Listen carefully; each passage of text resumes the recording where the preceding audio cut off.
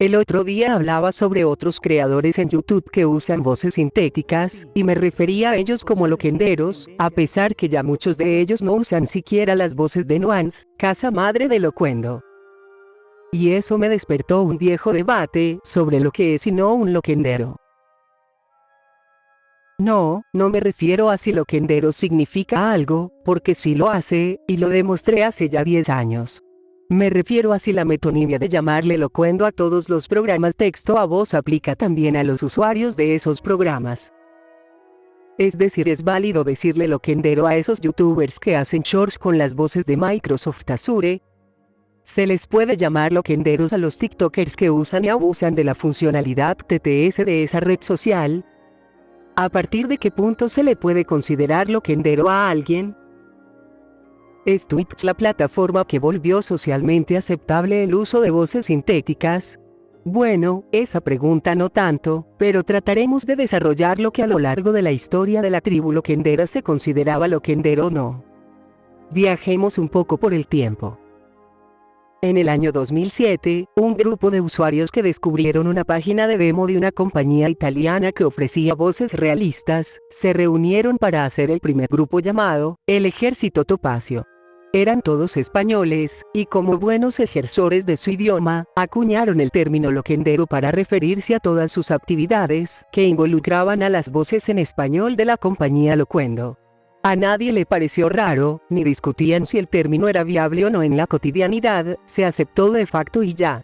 Hubo incluso un listillo que se agenció Loquendero como el nombre de su canal. Pero hasta la aparición de loquenderos americanos, esta palabra solo se destinaba a los miembros del Ejército Topacio. Lo que hubo, fue un consenso entre toda la comunidad de YouTube, de calificar esta clase de videos, como, videos loquendo. Fue con la aparición del Anticristo 2007 y el Ejército Pensante que se popularizó el término loquendero. Cuando ya la voz de Jorge se divulgó por toda Internet, dejó de ser exclusiva de un grupo de usuarios. De ahí viene nuestra primera definición. ¿Quién usa loquendo? Entiéndase, mayormente, la voz de Jorge. También hay que recordar que antes de presentarse esta voz en formato de videos, existieron audiolibros y narraciones en MP3 o WAV. Quien era nuevo en cómo descargar por internet, quizás se topase como primer resultado de búsqueda, con el programa Sodelscope, de la página de Softnik. Aunque efectivamente se puedan usar los bancos de voz de Loquendo, las voces que acompañaban ese programa eran hilarantes y ruidosas. Pero entonces surgió la primera duda. ¿Eran estos empleadores de voces sintéticas de Sodelscope loquenderos?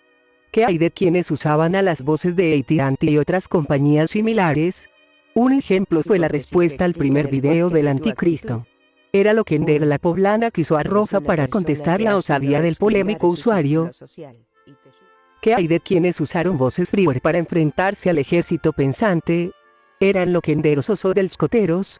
Y para los más exigentes de la terminología, eran loquenderos aunque usaran en realidad el programa de lectura voz de Nextapp. Un video del 2008 lo deja en cuestión.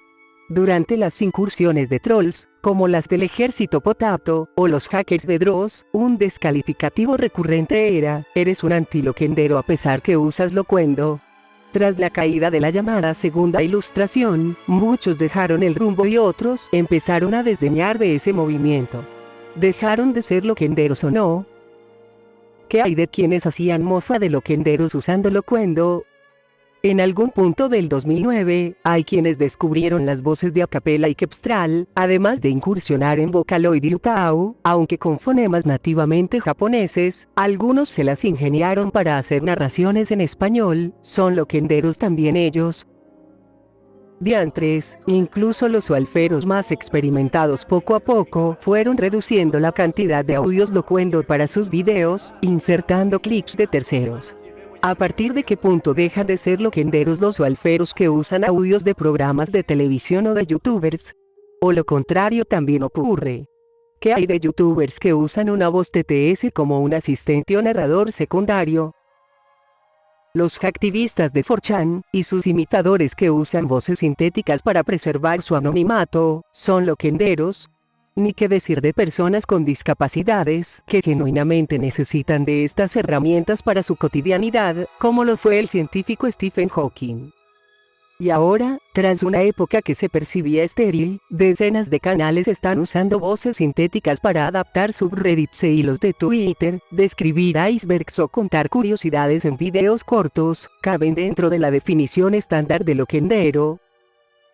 Deberé remitirme al consenso virtuosocial. Y es que también hay que destacar el contexto histórico. Ningún loquendero se percibe como tal, sino hasta que siente la pertenencia a una comunidad. Ya que, como he desarrollado brevemente, el término loquendero pasó de ser entendido como relacionado a locuendo, a ser sinónimo de troll, acosador, ilustrado, crítico, comediante, narrador, friki, plagiador y creador de contenido random. Claro, todo esto dentro de YouTube. Por eso creo que los pocos usos del locuendo antes de YouTube no califican como actividad loquendera. No hay una sensación de identidad o de comunidad antes de su difusión masiva. Si acaso la hubo antes del ejército topacio o el ejército pensante, lo cual es probable, a lo más sería como distribuidores de software craqueado, que es la mayor referencia que uno encuentra por internet. En síntesis, Warhammer, el cracker que liberalizó el software privativo de la primera versión instalable del loquendo TTS, no funda la identidad loquendera. La identidad loquendera nace con los primeros youtubers hispanos, que usan las voces de loquendo y trasladan dicha adaptación a un video amateur, que serían publicados después en YouTube. La percepción de que uno sea loquendero, va íntimamente ligado a YouTube, pero ya no exclusivamente. Y es aquí donde, y seguro que muchos la percibirán con algo de impertinencia y soberbia, que quiero dar el batacazo.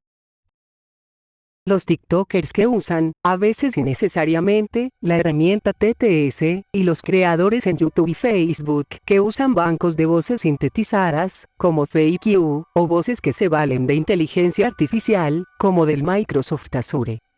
Estamos hablando ya de una vertiente más allá de lo que entendemos como loquendero, de lo que es la comunidad loquendera, de lo que significa locuendo. Coloquialmente se asume como locuendo a toda voz sintética, sea generada por algoritmos electrónicos, o reinterpretada por grabaciones humanas. Entonces asumimos también como loquenderos a quien haga videos con voces sintéticas ajenas a locuendo TTS. La respuesta, ya nos la daban los primeros introspectores del locuendo en 2008. Si ya se usaban el prefijo antiloquendero, neoloquendero, etc., pues podemos usar otras derivaciones. Antes de ofrecer mi conclusión, quisiera resumir todas estas dudas en 4 simples preguntas para debatir al respecto. Primera, ¿qué requisitos materiales debe tener un loquendero para ser calificado como uno? ¿Basta con hacer un audio, o hay que publicar un video en internet? Segunda, ¿qué atributos exclusivos le reconocemos a un loquendero? ¿Somos de una demografía determinada, o tenemos algo excepcional al resto de internautas? Tercero, ¿hay un loro pauta que seguimos en su mayoría? Esta no es tan difícil. Y cuarta, ¿creen ustedes que fuera de nuestro círculo internetero, las demás personas reconocen loquendero como un oficio o actividad? Para iniciar el debate, expondré mis respuestas. Desde hace más de una década, reconozco como loquendero desde quien usa la página de demostración, hasta quien instaló la última versión del TTS Director, la 7.9, reconozco también como loquendero quien usa otras voces, pero siempre teniendo como núcleo a una voz de locuendo, ya sea en el pasado o que eventualmente la usase, mientras está en el tránsito de descubrirlas o instalarlas, sea cual sea su motivo. Un loquendero, obligatoriamente publica algo, al menos entre su pequeño círculo social. No creo que podamos atribuirle algo exclusivo. Lo que hacemos es básicamente mezclar otros conceptos o recursos. He visto a lo largo de los años, niños plasmando sus fantasías, hasta profesionales veteranos narrando una anécdota. Salvo haya un verdadero ser inteligente no humano entre nosotros, no creo que haya algo exclusivo en ser loquendero. Lo único que podría destacar, es que se trata de una actividad de ocio. Menos de 10 loquenderos pueden afirmar que viven de hacer videos. Ningún loquendero en actividad ha surgido espontáneamente, salvo los colegas italianos y shitposters angloparlantes. Y aún así, la dinámica ha sido la misma. Jóvenes descubriendo la voz del ordenador, la voz que reproduce cualquier tontería que escribas. Cualquier cosa impronunciable, es posible gracias a estas herramientas. Ese ha sido el génesis en la mayoría de loquenderos nuevos. Eso, y que inspirado por otros, decide crear lo suyo. Incluyendo los primeros loquenderos que podamos reconocer. A principios de los 2000, ser loquendero no era una identidad reconocible fuera de YouTube. Tampoco lo eran ser videoblogger o blogger fuera de Internet. Estos conceptos fueron introduciéndose a la sociedad con el progresivo acceso a Internet. Y durante los 10s, ya lo dije, eran sinónimo de troll o friki. Pero gracias a la implementación de estas herramientas en teléfonos inteligentes, o en plataformas masivas como Twitch, ya no era raro oír diálogos mecanizados.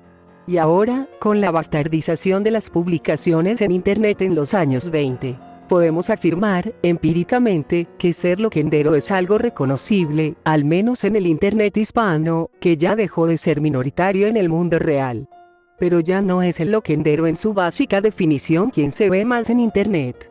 No solo por el veto silencioso de YouTube, sino por nuevas alternativas. Aquí nos despedimos de preloquenderos, antiloquenderos, neoloquenderos, redditquenderos o chimsquenderos. Me atrevería a postular que van más allá de las grabaciones humanas comprimidas y reinterpretadas, que eran patente de locuendo cuando eran de Telecom Italia. Ahora son voces realistas, fruto de la inteligencia artificial y el deepfake. Estamos ante algo posterior. Los reconocemos. No usan los bancos de voz de Nuance, lo sabemos, pero tienen la misma dinámica. Estamos atestiguando una nueva generación y la aceptación social.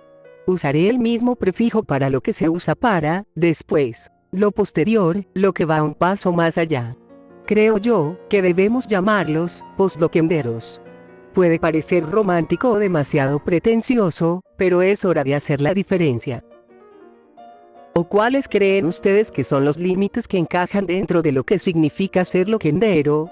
Pueden tomar todas las preguntas de referencia, o solo las 4 que resumen las ideas expuestas. Esperaré sus comentarios y aportes. Hasta entonces. Gracias por su atención.